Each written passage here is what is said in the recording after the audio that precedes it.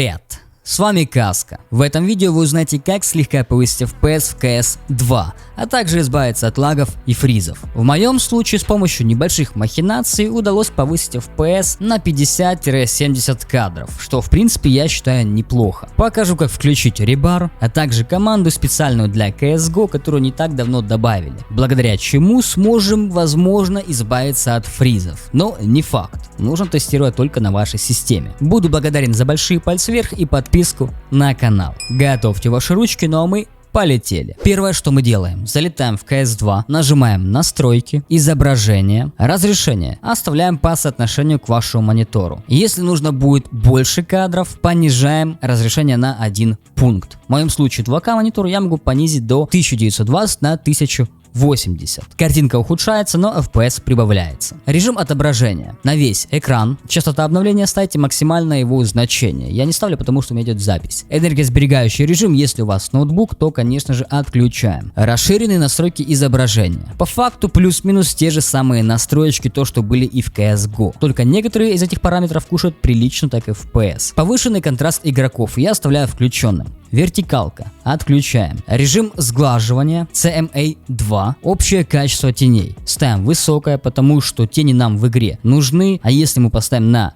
низкое, во-первых, они у нас становятся не динамические, а статические, что, естественно, может негативно повлиять на нашу игру. Поэтому ставим либо средние, либо высокие, как это делаю я. Детализация моделей и текстур. Средняя. Режим фильтрации текстур. 4X. Детализация шейдеров. Низкая. Детализация частиц. Низкое. Глобальное затенение тут в основном отключаем, но если у вас более-менее неплохая система, ставите на среднее. Расширенный динамический диапазон. Производительность. Fidelity FX я лично не использую, потому что не люблю все эти штучки. Если у вас система очень слабая, ставите на производительность. В моем случае примерно на 100 FPS стало больше. Неплохо, но и картинка сильно так вот мылится. Низкая задержка NVIDIA Reflex. Включение плюс ускорение. Это то, что касается дефолтных в принципе настроек для большинства систем. Чтобы играть комфортно и глаза об текстуры не резать, а также неплохая производительность. Если же нам нужно еще больше FPS, либо у нас слабая система, режим сглаживания придется нам поставить на нет. Общее качество теней. Среднее либо низкое, тут уже смотрите сами, но лучше поставить на среднее. Фильтрация текстур оставляем по дефолту, то есть на 4X. И глобальное затенение, если вы ставили на среднее, то выключаем. Получаем плюс-минус такие вот настроечки. На вкладке звук. Здесь можете настроить звук под себя. Устройство выбираем наши наушники, либо колонки, кто на них играет. Профиль я ставлю на четкий, но тут все чисто на ваше усмотрение, к тому же в зависимости от ваших наушников. Если у вас, как написано в CS-ке, студийные наушники, ставите мягкий. Перспектива, конечно же, включаем. Все остальное можем сделать потише, что я рекомендую сделать, чтобы не кричали различные школьнички, что CS 2 не оптимизированный кал и так далее. Либо наоборот это послушайте, если вам нравится. Далее на вкладке игра. Пинг ставим любой, я ставлю обычно на 80, если вы, конечно, не живете где-нибудь на Средней Азии. Ограничение пропускной способности не ограничено. Консоль разработчика. Если вы в параметрах запуска ее не указали, тогда нажимаем на да. Далее переходим на новое. Снятие глушителя. Кстати, в настройках я выставил на альтернативный огонь. Снова переходим на новое. Разрешить анимированные аватары. Показать в настройках. И для слабых систем мы, конечно же, их отключаем. Показать аватары. Тут уже по желанию на FPS и вашу производительность никак не будет влиять. Все остальные параметры чисто на ваше усмотрение. Кому что больше нравится и так далее. С настройкой игры мы закончили. Сейчас перейдем в BIOS. И я покажу быстренько, как включить ребар. Если у тебя есть большое желание поддержать автора этого канала, то есть меня, можно это сделать на моем бусте, но без подарочков и разных фишек, плюшек я вас не оставлю. Вас ожидает специальный архивчик для бусти с твиками, реестрами и максимально жесткой оптимизацией, а также гайд по этому архиву, который я записал на более чем 30 минут. Все ссылочки будут в описании. Как зайти в BIOS, я надеюсь, вы знаете. На моей материнской плате Asus включение ребара проще простого в 2 клика. Сверху нажимаем ребар и включить. Для других моделей материнских плат нажимаем F7, переходим на дополнительно и ищем что-то похожее на настройки подсистемы PCI. 4G мы включаем и поддержку ребар тоже включить. Там же на вкладке дополнительно Ищем. Конфигурация встроенных устройств примерно как-то так может отличаться. Далее пропускная способность PCI. И находим режим соединения PCI Express 16X.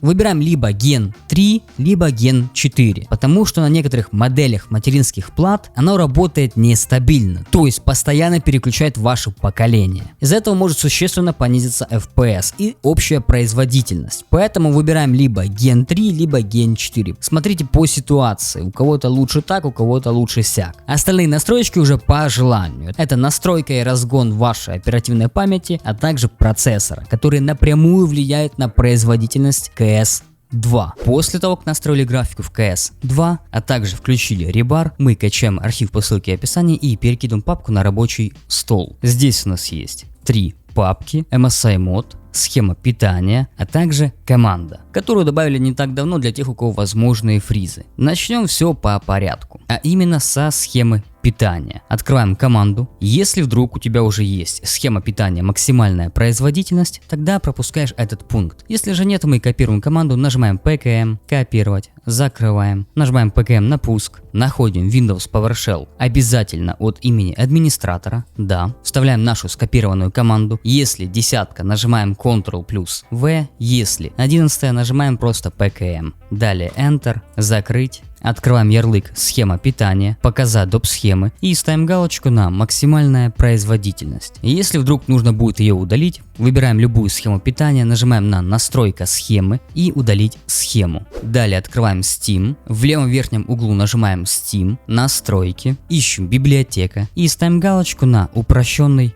режим». Далее ищем в игре и отключаем Overlay Steam в игре. Либо же делаем по-другому. Нажимаем PKM на CS2, свойства, и чисто для CS мы можем отключить Overlay, если он вам, конечно же, не нужен. Виртуальную реальность мы, конечно же, отключаем. Далее переходим на контроллер. Мы отключаем систему ввода Steam, доп. Контент, все галочки убираем. И в мастерской, если у нас есть какие-то ненужные подписки, мы ставим на них галочки и нажимаем «Отписаться». Переходим на установленные файлы, нажимаем «Обзор», Game, Bin, Win64. И здесь нас интересует приложение CS2. Нажимаем PKM, свойства, совместимость. Ставим галочку на «Отключить оптимизацию во весь экран». Далее «Изменить параметры высокого DPI» и ставим галочку на «Режим масштабирования». Нажимаем «Ок», «Применить» и «Ок». Копируем путь к нашему приложению, нажимаем PKM, «Копировать», закрываем папку, открываем наш архив, аппаратное ускорение и производительность. С десяткой будут плюс-минус похожие настройки. Нажимаем «Обзор», вставляем наш скопированный путь и приложение CS2 нажимаем «Добавить». Оно у нас появляется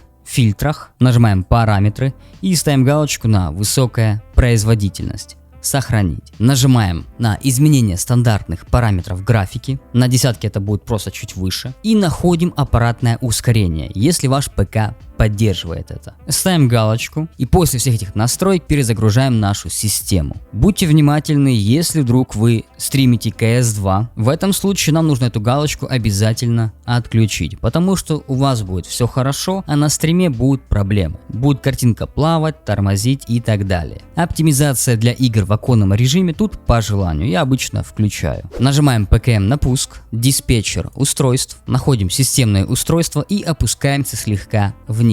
Нас интересует высокоточный таймер событий. Нажимаем PKM и отключить устройство. А теперь сделаем небольшую оптимизацию нашей видеокарты. Открываем наш архив, настройка видеокарты, и здесь у нас есть 3 папки для AMD, Intel и Nvidia GeForce. Начнем с Nvidia. Первый подпункт. Залетаем на сайт и качаем последнюю версию драйверов. Далее открываем Nvidia Driver Settings и делаем так, как указано на картинках. Это то, что касается глобальных настроек. Если вы не хотите лезть в глобальные параметры, мы нажимаем на программные настройки, нажимаем на список и ищем CS2. Если CS-ки нет, нажимаем «Добавить». Уже в этом списке ищем CS2, если вдруг ее нет, хотя навряд ли такое может быть. Но, допустим, нажимаем «Обзор», переходим в папку с игрой, то есть Steam, Steam Apps, Common, CS, Game, Bin, Win64 и приложение CS2 открыть. И вот уже в программных настройках специально для игры можем поставить те значения, которые указаны у нас на картинках. Но единственное, что режим низкой задержки у меня на глобальных параметрах он стоит на ультра, как здесь указано. Для CS-ки мы его отключаем. В CS-ке уже есть режим низкой задержки, и чтобы не было каких-то там проблем с совместимостью и так далее, на всякий случай здесь мы ее лучше отключим. Если анизотропную фильтрацию мы в игре не используем, тогда нажимаем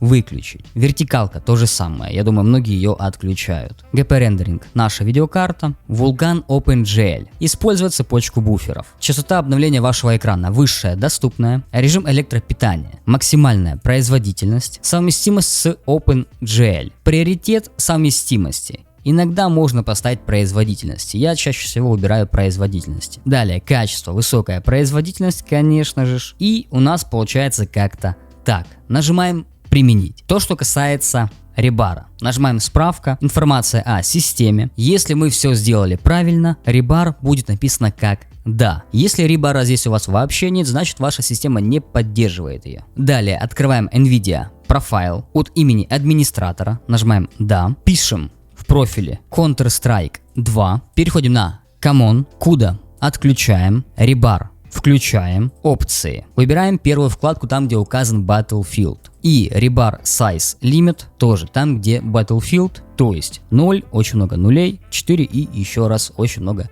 нулей. По настройкам NVIDIA инспектора получается как-то так. И нажимаем Apply Changes. Если вдруг нужно будет сбросить эти настроечки, просто нажимаем на Restore Profile to NVIDIA Defaults. И все наши настроечки сбрасываются. И нажимаем снова Apply Changes. Если у нас видеокарта от AMD, открываем папку AMD Radeon. Сам смысл тот же самый. Первый подпункт. Залетаем на сайт и качаем последнюю версию, но уже не рекомендованных драйверов, а опциональных. Далее делаем установку только Minimal Install. Запускаем AMD Driver Settings и делаем то, что указано здесь на картиночках. Если у нас стройка от Intel, открываем Intel Settings, здесь у нас есть две картинки и делаем то же самое, что указано на картинках. Далее открываем мой компьютер, PKM на этот компьютер, свойства, до параметры системы, на десятке будет то же самое написано. Нас интересует быстродействие, нажимаем параметры и здесь ставим галочку на обеспеченное лучшее быстродействие. Единственное, что можете поставить галочку на сглаживание неровности экранных шрифтов, чтобы шрифты были более-менее адекватные. Все остальное по типу анимаций, тень от мышки и так далее, все это отключится. Если вам нужно больше FPS, больше производительности, эта фишечка работает очень даже неплохо. На любых системах, на десятке, на 11 и так далее. В нашем архиве находим папку очистка, Delete Temp Files. Выделяем все файлы, нажимаем Shift, Delete и да. То, что не удаляется, просто нажимаем отмена. Возвращаемся назад, Delete Temp Files. Выделяем снова все файлы, нажимаем Shift, Delete и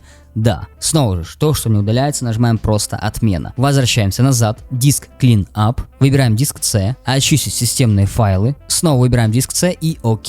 Ставим везде галочки и нажимаем ОК. MSI мод. Нажимаем PKM и обязательно запускаем от имени администратора. Да. Находим нашу видеокарту, ставим галочку на MSI и тут уже по ситуации. Попробуйте поиграть по-разному.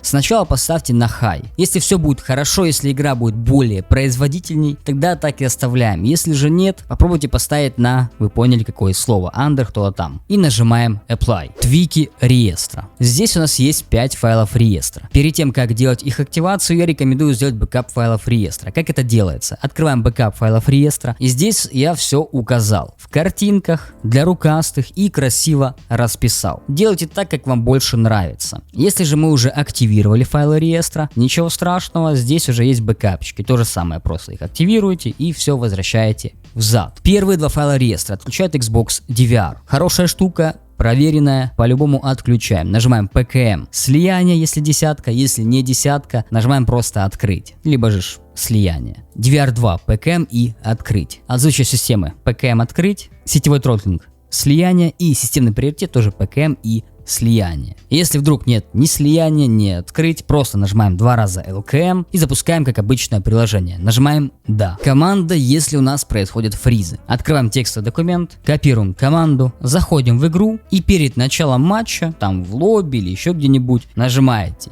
тильду, то есть включаете консоль и вставляете эту команду. Когда вы выходите из игры, эта команда сбрасывается, поэтому нужно каждый раз ее вводить. Либо же сделать проще, нажать PKM на CS2, свойства и вставить сюда эту команду. То есть как-то так получается. Но рекомендую сначала потестировать отдельно, чтобы точно убедиться, помогает она вам или нет. Открываем Xbox Game Bar. Сам Xbox мы, конечно же, отключаем. Переходим на записи. Все, что здесь будет указано, все ставьте на самое минимальное значение. Если вы сделали активацию GameDVR 1 и GameDVR 2, у вас будет так же само, как и у меня, после перезагрузки. И игровой режим оставляем, конечно же, включенным. И обязательно не забываем отключать все фоновые приложения. На десятке это делается в 2 клика. На 11 винде, по крайней мере на новой версии 22H2, этого сделать уже нельзя. После всех этих настроек залетаем в CS2 и наслаждаемся. Если не высоким FPS, то по крайней мере стабильной и плавной картинкой. Как говорится, до скорых встреч!